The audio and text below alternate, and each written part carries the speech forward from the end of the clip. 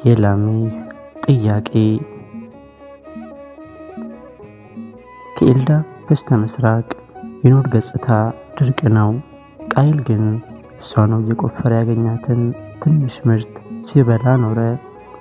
ምድርን ባረስክ ጊዜ እንግዲህ ኃይሏን አትሰጥህም ተብሎ ተረግሟልና ሁሌ ምድር ትለግምበታለች። በእጁም በእንጨትም ምድርን እየቧጠጠ እያለ ላሜህን ከርቀት ወደ እርሱ ሲመጣ አስተዋለ። የቃየል ገጽታ ወዲያው በጭንቀት ተለዋወጠ። የዚህን ብላቴና ጥያቄ መመለስ ከብደዋል። መርሳትን የሚፈልገውን እልፍ ነገር ያስታውሰዋል። በዚህ ቀን ግን ምንም ሳይጠይቀው አለፈው። ቃየል እህቱም ሚስቱም ከሆነችው አዋን ጋር ቁጭ ብለው ስለ ልጆቻቸው የሕፃንነት ድርጊት እያነሱ ምድር የሰጠቻቸውን ጥቂት ፍሬ እየቆረጠሙ ሲያወጉና ሲያሽካኩ በመሃል ቃየል ስለ አዋን መልከ መልካም አለመሆን ለወንድሙ ለአቤል ስለተሰጠችው አይነ ግቡ መንትያው እያሰበ በምናብ ከጎኗ ጠፋ።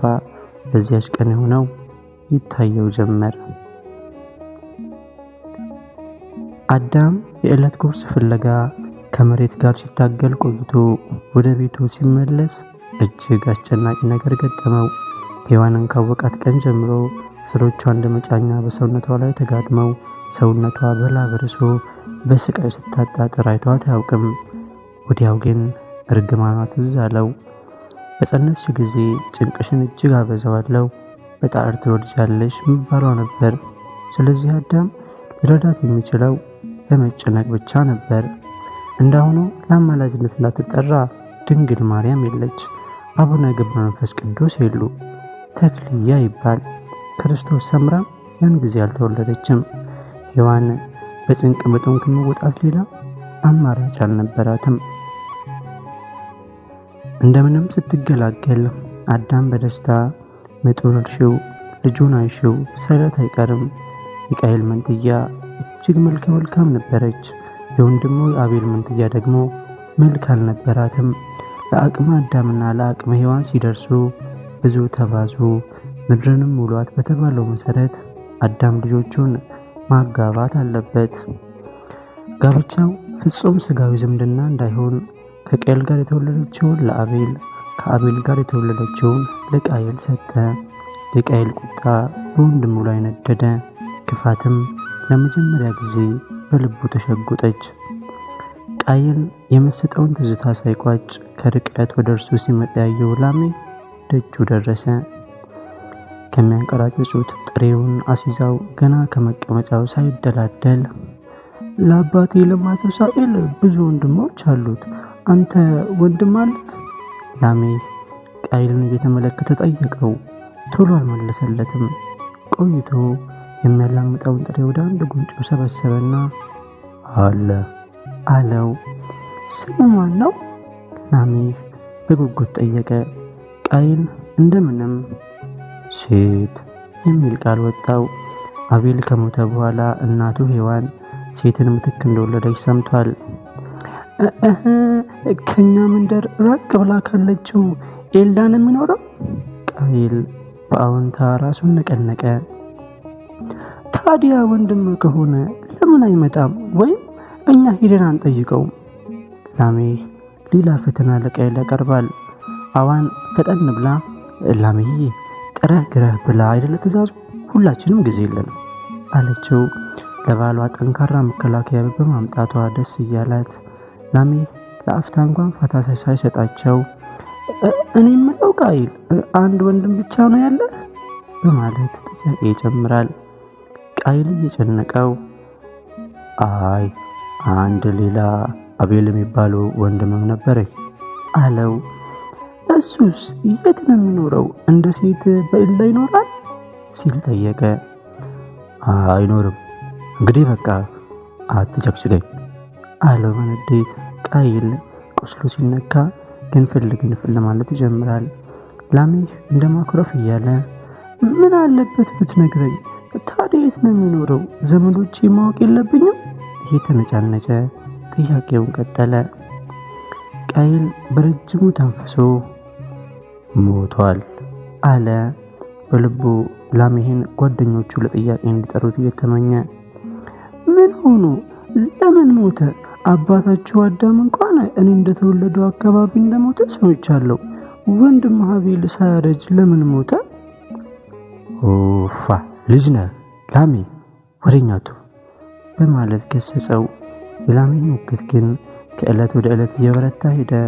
ስለ አቤል አሟሟት እየጠየቀ ቃየልን መግቢያ መውጫ ሲያሳጣው ከአዋን ጋር ብዙ መክረው እውነቱን ለማስረዳት ቆረጡና አንዱን ቀን ተረኩለት። የላሜ አንጀት ለአቤል ተንሰፈሰፈ። ወደ ሜዳ እንሂድ ብሎ ወንድሙ ወደ ሞት ሲነዳው በየዋህ ልቡ ሄዶ መሞቱ ለእግዚአብሔር ከተናቀው ሳይሆን በቅንነት ከሰባው ለመስዋዕት ማቅረቡን አስቦ በመሞቱ አዘነ። ቃየል ቤተሰቦቹ ከሚኖሩበት ከኤልዳ ተለይቶ በኖድ ሲኖር በዓለም የመጀመሪያውን ቤት ሰራ። ከተማይቱንም በመጀመሪያ ልጁ ስም ሄኖህ ብሎ ሰይሞ ቢኖርም ሰላም ከእርሱ ጋር አልነበረችም። የወንድሙ ደም በእጁ ነው። ዳሩ እግዚአብሔር ማንም እንዳይበቀለው ምልክት ስላደረገበት በእሱ ይጽናናል። የልጅ ልጅ ልጅ ልጁ የሆነው የላሜ ተመልሰው የሚያውቁ ጥያቄዎችን ግን በእርጅና የተጫጫነው ቃየልን ልቡን ሲፍቁት ኖሩ።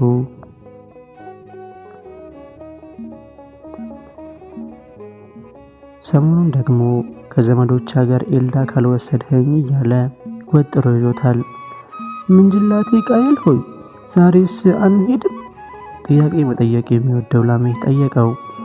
የሚቧጥጠውን መሬት ችላ ብሎ እንደተከዛለ።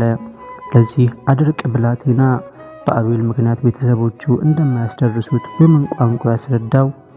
ምንጅላቴ ሞት? ላሜ የቃየልን በስራ የሻከረ መዳፍ እየመታ ከዚህ በኋላ ሌላ ጥያቄ ላይ ጠይቅም አለ። ምንጅላቱ አልጨከነበትም። በጠፍ ጨረቃ በርቀትም ቢሆን የእነሴትን መኖሪያና የተወለደበትን ስፍራ ሊያሳየው ተስማማ። የዘመናቸውን ብቸኛ የሌሊት ብርሃን ጨረቃና ከዋክብትን ተጠቅመው ሽማግሌው ቃየልና ብላቴናው ላሜ ወደ ኤልዳ እንደ ስምምነታቸው ብዙም ሳይቀርቡ መንደሩን አስጎበኘው። ኤልዳ እንደ ኖድ ምድር ብዙ ስለማትከፋ ልምላሜ ይታይባታል። ቃየል ወንድሙን በድንጋይ ባይገድል ኖሮ ይህችን ምድር እንዴት አገላብጦ ያርሳት እንደነበረ በመጎምጀት ሲያሰላስል የላሜ ጥያቄ ያባነነው። ምንጅላቴ የኔ አባት ማን ነው? ላሜ መሐላውን አፈረሰ። ቃየል ግን አልተቆጣም።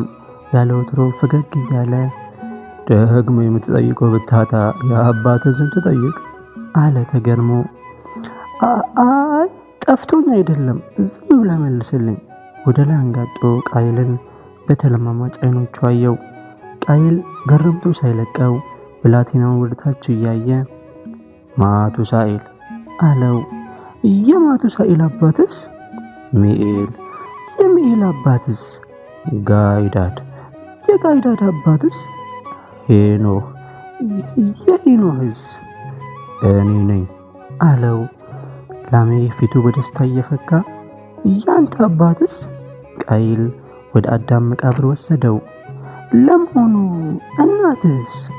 ቃየል በአገጩ ከአዳም ጎን የተቀበረችውን ሔዋንን አሳየው። አባቷ ግን ማን ነው? ወደ አዳም መቃብር ጠቆመው። አዳም ላንተ አያትህም አባትህም ነዋ። የሱ አባትስ? ቃየል መሬት ላይ በርካካልና በመዳፉ አፈር ሰግኖ አሳየው። ደግሞ ቀና ብሎ ወደ ሰማይ እያየ በረጅሙ ተነፈሰ። ሕያዊት ነፍሱን ግን ከሰማይ ጌታ የተሰጠች መሆኑን እያመለከተው ይመስላል። ላሜ አፈሩን ትኩር ብሎ እየተመለከተ ቆየና የእናትህ አያት የአባትህ አባት አፈር ነዋ አለው። ቃየል በአዎንታ ራሱን ነቀነቀ። ታዲያ ሁላችንም ልዩነት የሌለን የአፈር ውላጆች ከሆነ አቤልን ለምን ገደልከው? ላሜ እሱም ቆይቶ ወደ መነሻው ወደ አፈር መመለሱን እያሰበ መልስ ያልሰጠውን መንጅላቱን በጸጥታ ይመለከተዋል። ቃየል ወንድሙን በመግደሉ ምድርን ለሚወራት የሰው ዘሮች በሙሉ የሞት መምህር መሆኑ እያሳሰበው ለልጅ ልጅ ልጅ ልጁ መልስ መስጠት አቃተው።